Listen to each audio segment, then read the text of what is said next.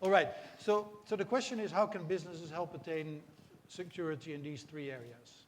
First question I would ask is, what influences business? And the second question is, what do you expect from business? Well, business gets influenced by the market, and it gets influenced by regulation. And what I expect from business, when I think of the different roles in the economy, I look for innovation, implementation, and scale-up. That's what you expect from businesses, as distinct from government or multilaterals or research institutions. Now, the first thing I would like to say is that I often go to events in the Taj Hotel, this one or the other in Delhi, and normally the water bottles are of a brand that belongs to the same company as Taj. Pink brand, Himalayan water, you all know it. I'm suspecting that today we have different bottles because Terry told them to have different bottles.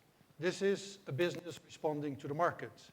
The only problem is, most of you, including me, would typically not ask a hotel to put a different type of water bottles, although it would contribute to all the forms of security that we're talking about if we did. So that's market demand, not regulation, because I suspect most of you would agree that it would be difficult for a government to actually outlaw provision of bottled water in hotels. Though it would be a good measure from many perspectives, most people would see that as overstepping. So my point is that in order for businesses to play that role, we have to give business the incentives to do so.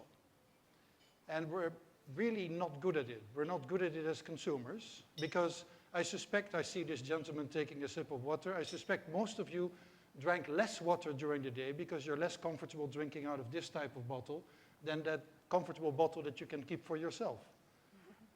We're actually exercising a demand that goes against the objective that we're trying to achieve. And we do that individually, and I'm not accusing anybody in particular, every day, all the time. So the question is, how can we change that? We can, actually. It is possible for consumers to put positive pressures. But very often we need regulators. Best example, I mentioned it yesterday at another event, is CFCs in refrigerators. The government simply said in 10 years it needs to be done, and it was done. Businesses found a way to adjust and innovate. Innovation is absolutely important for that. If businesses are giving a clear incentive to innovate, they can. If car emission standards change, car emissions change. If car consumption standards, fuel consumption standards change, car companies find a way to adapt. If you don't change in standards, people do things like selling patio heaters, which means you're literally trying to heat up the earth without any other significant benefit. It is very important to think through how we can influence business, because the positive impact that business can have given the right incentives is huge. And I'm not advocating huge regulation, I'm just thinking, as some of the earlier speakers said, the problem is so severe and we're getting further away from the goal every day that there is actually a good case for regulation.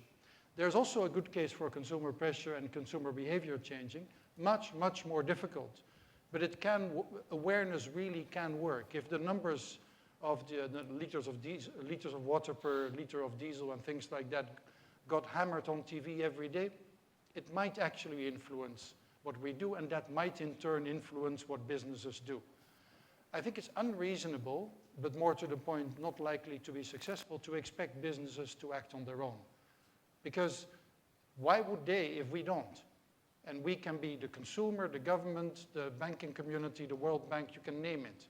We are not actually as transformational as the goal requires. Finance is often mentioned as the way to get this kind of influencing. If only banks enforce this. Well, actually, banks have no different incentives than businesses or consumers. So to assume that banks would do this, I'm not talking of the World Bank, I'm talking of commercial banks, is not a good assumption. Now, coming to scale-up, in scale-up, once an idea is there, finance can actually play a role in achieving scale-up. I'll give you a very simple example. The second most used electrical appliance in Indian homes is a ceiling fan. It is actually possible today to make a ceiling fan that is 3 times more energy efficient than a normal ceiling fan. It is just that no business has yet seen the incentive to find a way to produce it at scale at the same cost of the current fan. There we're working with the Bureau of Energy Efficiency, to actually incentivize companies to bid for a time-bound subsidy that will get them to that goal. So they can bid for the lowest subsidy over a 3 or 5 year period, I forget. And the goal is to get to market parity with 1/3 of the energy consumption.